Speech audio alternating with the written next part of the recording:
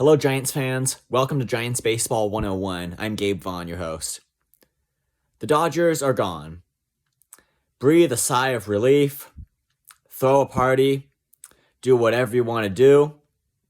This was easier than I figured.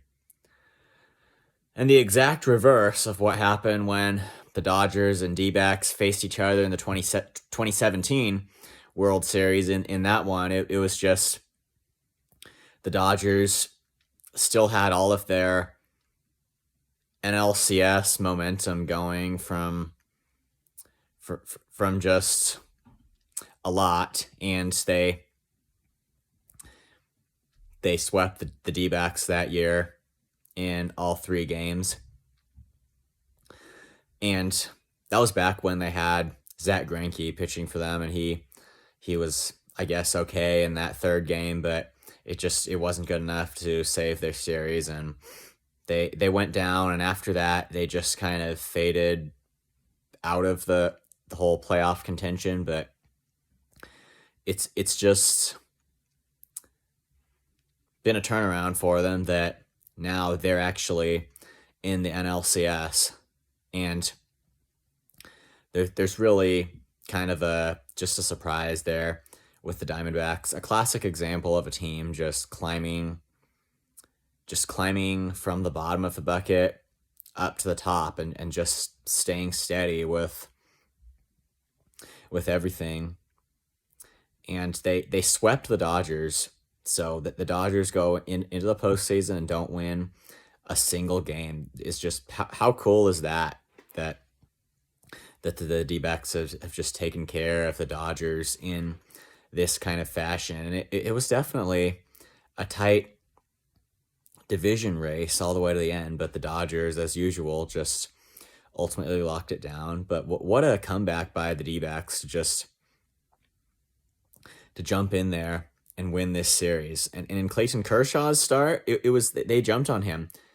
He recorded, I think it was like just one out, allowing 6 runs. So he did not contribute a thing to the postseason run for the Dodgers, but the rival's taken care of. We will not have a Dodgers World Series championship in 2023, and the rivalry can continue. There's certainly still the humiliation of the 2021 Division Series loss that the Giants have to make up for in 2024 somehow, but it's just good to know that the slate appears to be clean so far. The other surprise is just that result of the Braves and Phillies division series. I mean, the Braves were 104 win team. I really didn't expect them to go down in this fashion, but I think what that really speaks to here is just something with Phillies. I mean, they were in the World Series last year. Now they're in the NLCS. It seems like they have just very recently suited themselves up for deep October baseball, and it's definitely a very interesting thing here. It's certainly possible that they could rematch with the Astros here this year. Just don't know, but I really see this as incredibly interesting that the Phillies have just become one of the deep October teams here. And then lastly, in the American League Championship Series,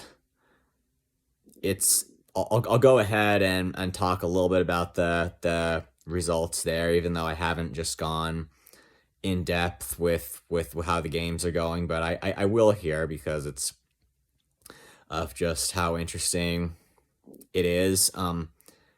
Bruce Bochy's back in NLCS, and I think it would just really be incredibly cool if he could just win one more World Series before he ultimately retires. Again, I've said this before, but I don't understand exactly what has been going on with Bochy. He says he'll retire after the 2019 season, but he jumps back into baseball when it's too late for him to return to the Giants. That's the most At least that's the way I understand the story.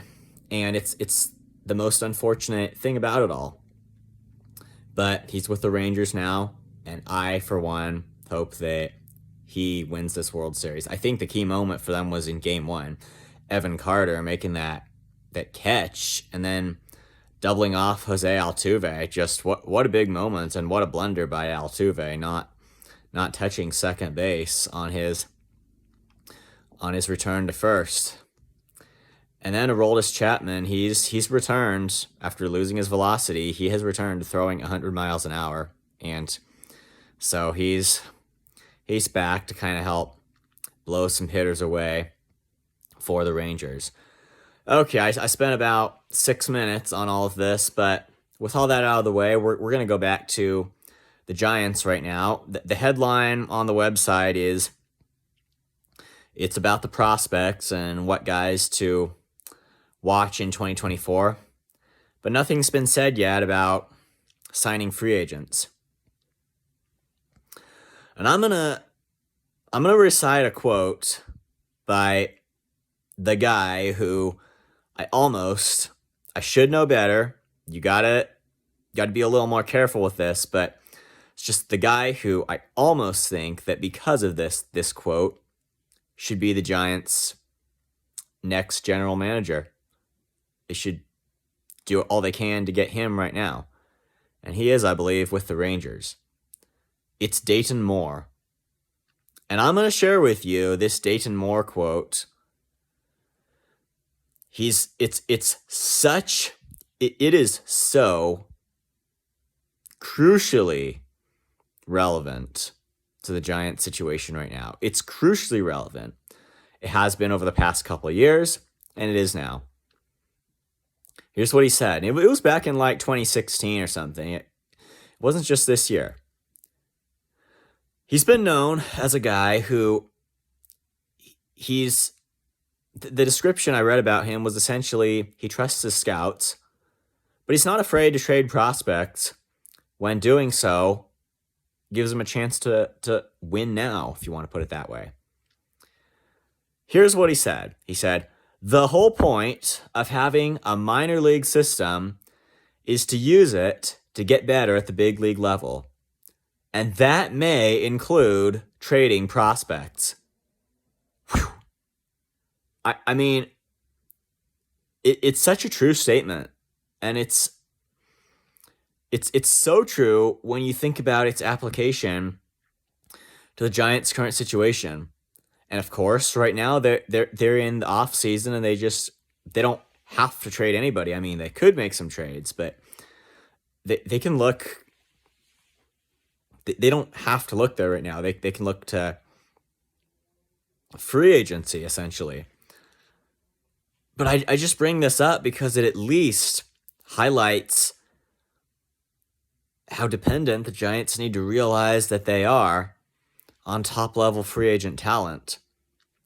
At every trade deadline, they've got a chance to make the postseason in the given particular year. They don't do it in large part because they're too afraid to trade anybody to get a new player that could help them. And they don't, the good guys just go elsewhere. And nobody's going to tell me there wasn't anybody at the 2023 deadline. That's not how this works. There were trades made. Why the Giants didn't benefit from it is their problem.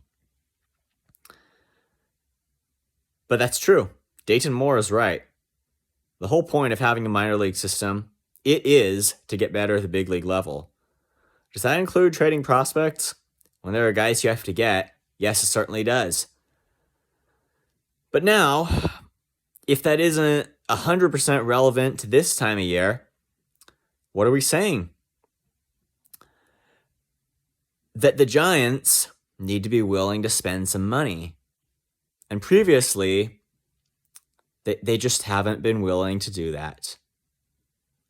I think Ben Kaspick made a great point when he said that they're not a small market team and they're not I think he said that like they're not even a mid market team. They're a large market team, and they're acting like they're not. And just the fact of where they're San Francisco, where they're based in general, and what that communicates by itself. Maybe in some sense, all the big cities are, but what kind of an attraction San Francisco even really is?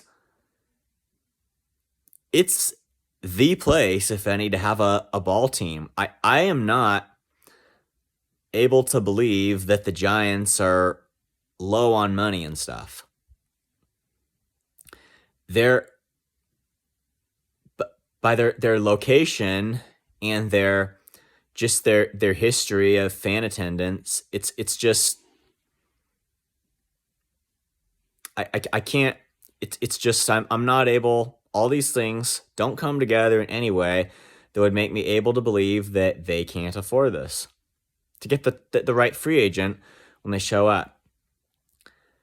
And maybe being too optimistic about other teams backing out of the bidding race has created problems. It certainly seemed to last year with Aaron Judge.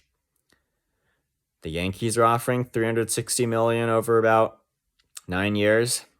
Giants are offering $360 million over about 9 years. It's the same deal. Now, what could they have reasonably expected Judge to do? Not that every player would do the same thing, but it makes sense that if there's no incentive, he would want to stay with the Yankees, the team that he had always played for. It makes sense that the Giants need to think about this. Common sense tells us they needed to offer Judge more. They're going to have to think about things differently this offseason. Now, going back to what I saw, to what the news highlight was on the website, and it's not indicating they're signing any new free agents as of right now. I wouldn't be too pessimistic about it because you can't sign guys until the World Series is over anyway. I'm not looking at that thinking it's a big. I don't know. I'm not looking at that as just super bad news as of yet. We will not be able to tell anything until we get past the final game of the World Series, until we get into the state where everybody's officially granted free agency and can sign contracts, can agree to whatever type of deals. Until then, we can't judge the circumstance accurately.